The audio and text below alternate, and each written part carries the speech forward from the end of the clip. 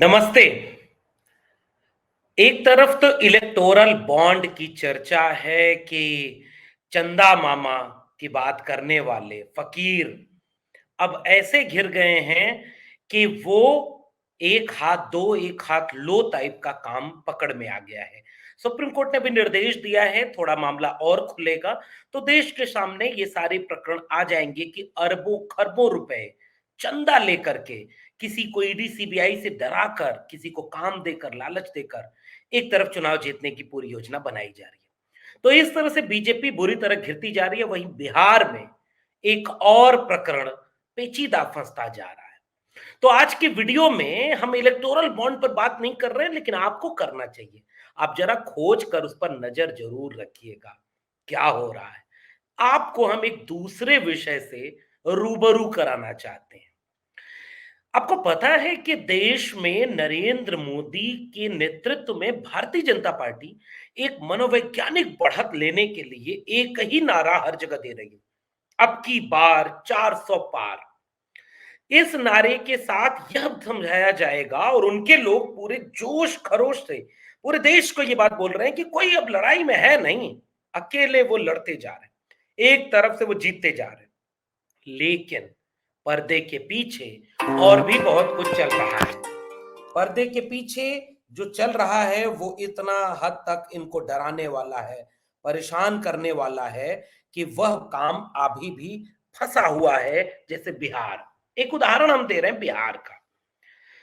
बिहार में नरेंद्र मोदी की नेतृत्व वाली एनडीए सरकार, एनडीए गठबंधन के सामने एक पेच फंस गया है। बिहार में एनडीए के प्रमुख सहयोगी वह धमकी दे रहे हैं, खुलेआम चेतावनी कि हमको टिकट दे दो, वरना हम क्या क्या कर सकते हैं।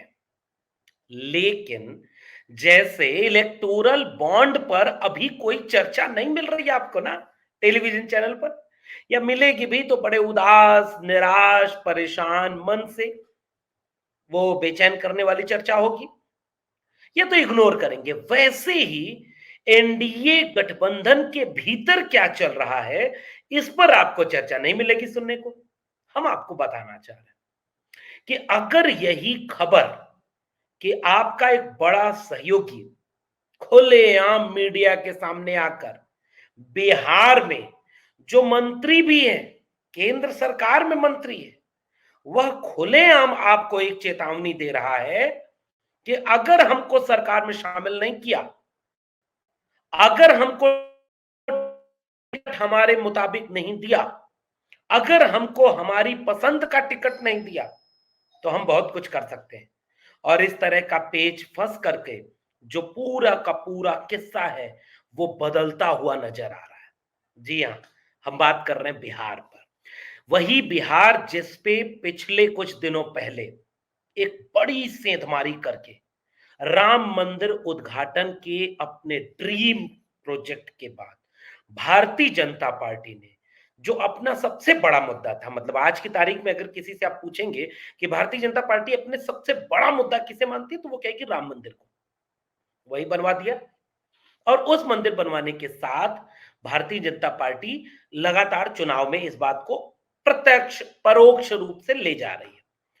उसका उद्घाटन की तारीख थी 22 जनवरी 2024 और ठीक 22 जनवरी 2024 से चंद घंटों बाद भारतीय जनता पार्टी ने इंडिया गठबंधन के सूत्रधार बिहार के मुख्यमंत्री नीतीश कुमार को तोड़ करके, अपने खिड़की दरवाजे खोल करके उधर से इधर बुला लिया। ऐसे ही कोई राजनीति में बुलाता नहीं है। जब चंदा ऐसे ही नहीं मिलता है, चंदा तब मिलेगा जब पहले नहीं कि कोई चंदा दे रहा तो ईडी सीबीआई की रेट भर दो, आईटी की रेट डाल दो, और जब रेट डाल दो तो कुछ दिन बाद पता चला चंदा आ गया तो पता नहीं रेट बंद हो गई, क्या हुआ किसी को पता ही नहीं चलता।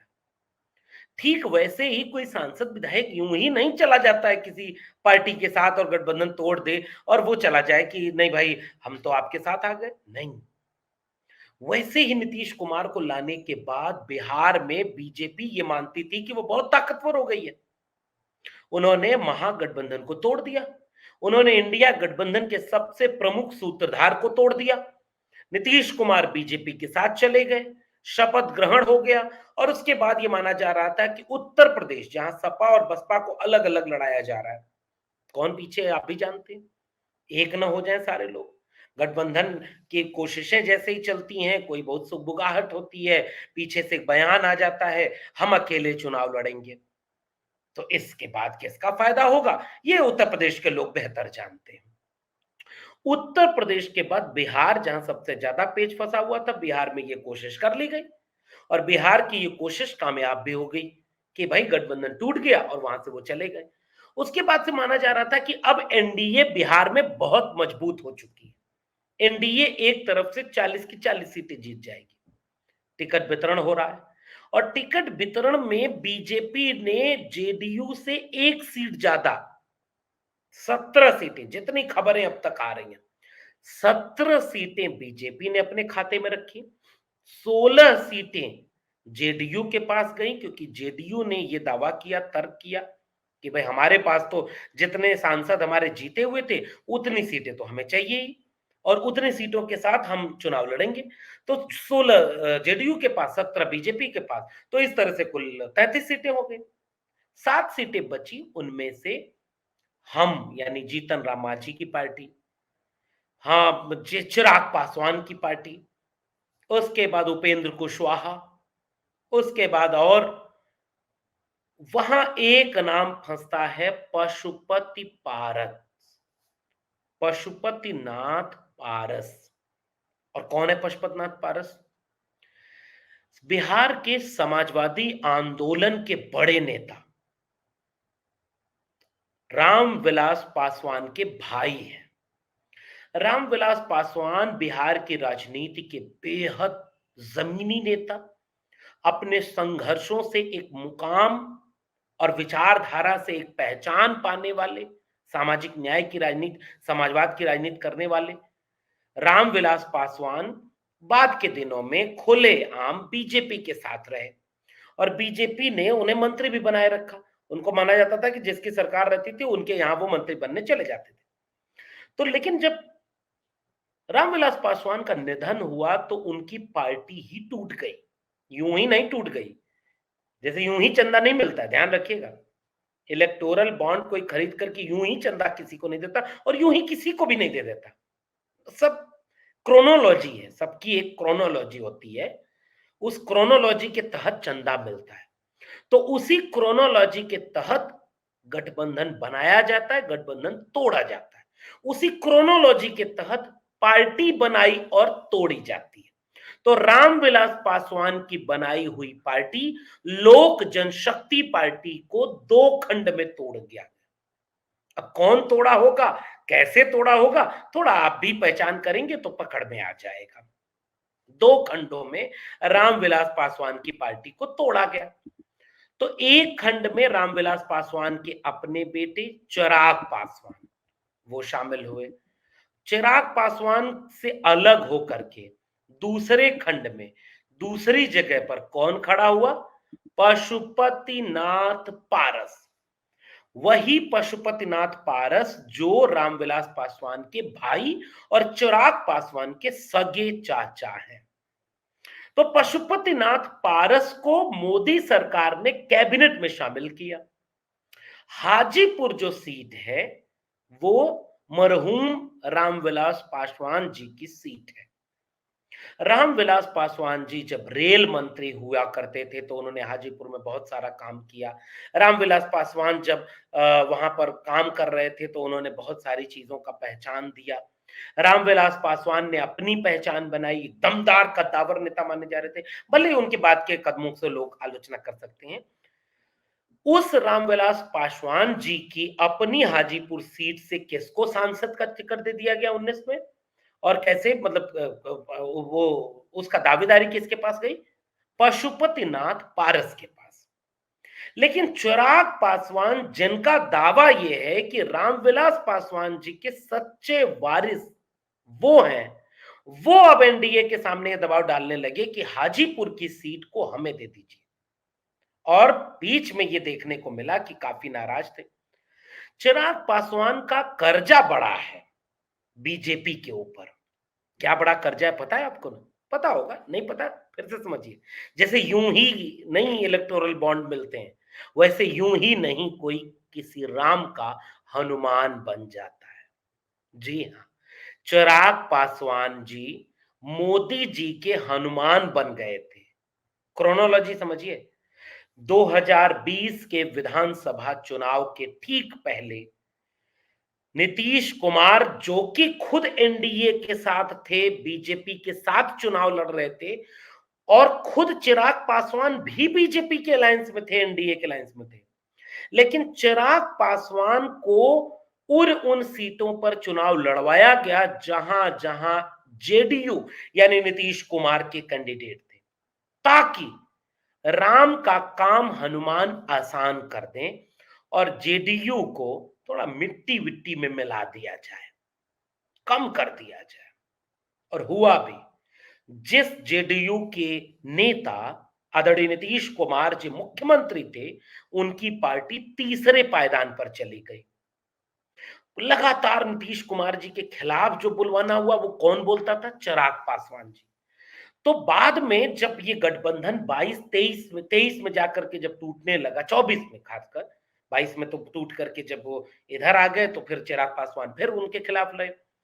लेकिन जब जब आरजेडी के साथ अलायंस हुआ, तो फिर बहुत बड़ी भूमिका निभाई चिराग पासवान ने, नीतीश कुमार को डिमोरलाइज करने के लिए, डिफेम करने के लिए। उसके बाद जब फिर से बीजेपी के साथ नीतीश जी चले गए, तो उस समय सबसे ज्यादा असहज कौन था पता है? चिराग पासवान। तो चिराग पासवान को मंगनाने के लिए जेपी नड्डा खुद रहे, फिर अपने साथ प्लेन में लेकर आए, शपथ ग्रहण में शामिल कराए, नाराज थे, मनाए। उस मनाने में एक वादा ये भी था कि अभी आप चुपचाप हमारा साथ दे दो, हम लोकसभा चुनाव में आपको एकोमोडेट करेंगे। और फिर से चिराग पासवान ने हनुमान वाली भूमिका में अपने किए गए कामों को नरेंद्र मोदी और उनके गठबंधन के लोगों के सामने याद दिलाया, बार्गेनिंग बढ़ाई, नाराजगी जताई, और उसके बाद उस हाजीपुर सीट पर अपनी दावेदारी पुख्ता कर ली। अपुष्ट सूत्रों की माने तो चिराग पासवान के पक्ष में जाकर के एनडीए ने यह फैसला लेने की कोशिश, कवायद शुरू कर दी कि भाई रामविलास पासवान के असली वारिस कौन? हनुमान। क्रोनोलॉजी समझ रहे हैं ना? चिराग पासवान।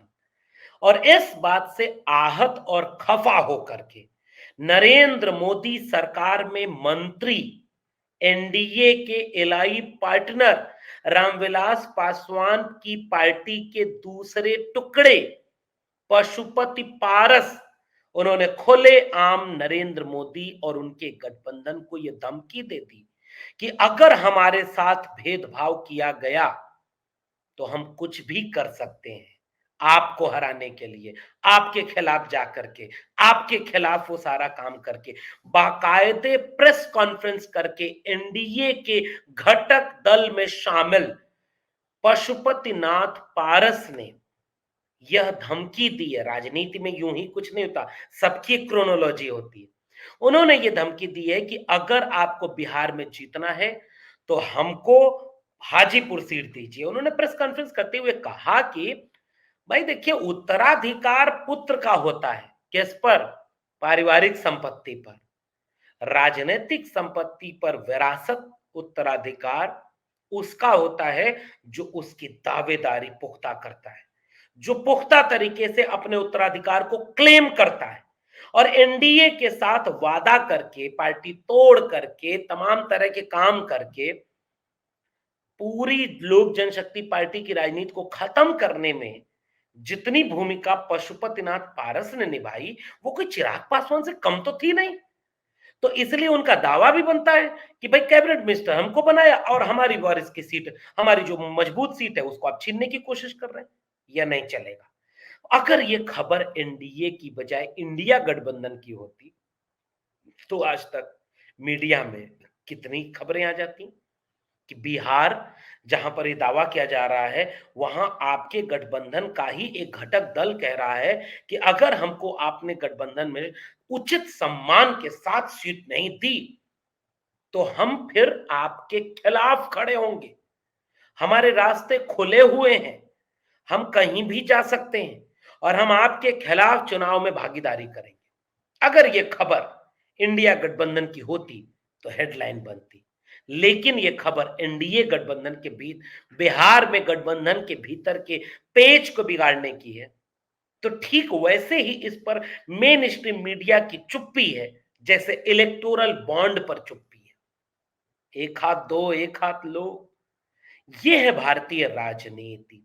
और अगर भारतीय राजनीति को आप टीवी, मीडिया और व्हाट्सएप के जरिए देखने और समझने की कोशिश कर रहे हैं और इससे बनी हुई धारणा पर आप वोट देने जा रहे हैं, तो खबरदार, वक्त रहते जाग जाइए।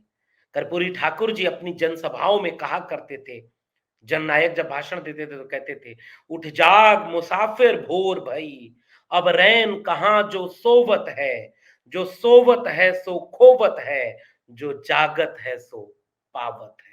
इसलिए अब ये देखना दिलचस्प होगा कि एनडीए कैसे अपने घटक दलों को मनाता है और क्या वो मनाने में कामयाब हो जाता है या नहीं होता है। मीडिया इसे कैसे कितनी दूर तक छिपाती है। आने वाले कुछ दिनों में इसका चुनाव पर क्या असर होगा, आप भी नजर बनाए रखिए, हम भी नजर बनाए रखेंगे और जैसे ही कोई अपडेट होगा फिर से आपसे बातचीत करेंगे। तब तक जागते रहिए, आँख खोल करके अपने आस-पास की बदलती हुई परिस्थितियों पर नज़र रखिए, क्योंकि अंततः वोट आपको देना है जिससे देश का भविष्य चुना जाना है। बहुत-बहुत धन्यवाद।